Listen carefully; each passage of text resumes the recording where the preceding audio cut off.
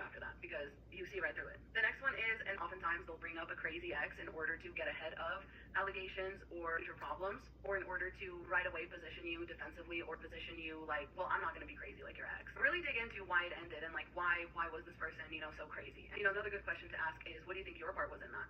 Sometimes I'll act really shocked, like, what do you mean? What was my part? They were crazy. It's like, well, no. What was your part? What did you do?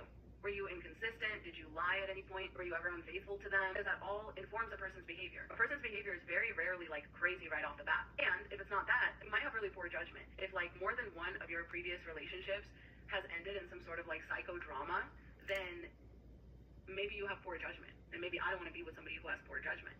So can you explain to me like where is your responsibility in that? And they oftentimes won't be able to, and oftentimes they'll ghost you right after that question.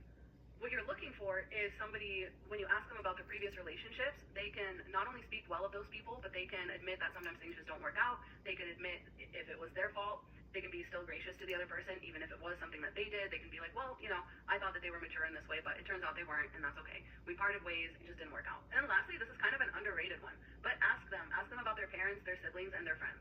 If you sense a lot of tension, if you sense a lot of like bitterness, or there's like a lot of blame placed on like their parents, their siblings, or their friends, like everyone sucks and everyone always leaves me and everyone always abandons me and I don't talk to my parents and I don't talk to my siblings and I don't have any friends, and or if their friends seem like completely over the top or really unstable people, know that people are usually the company they keep, and so they're probably just putting on a good front for you. If their friends seem crazy or over the top or like they have bad judgment and like this person finds that kind of stuff really funny, then that's who abusers like to hang out with. They like to hang out with other extremely unstable people with poor judgment and poor impulse control. If the person that you're thinking about dating has a lot of friends like that, then I would steer clear.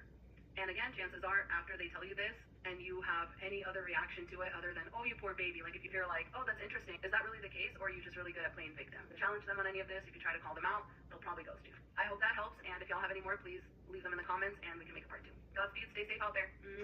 Absolutely. Love bombing and abuse follows both a timeline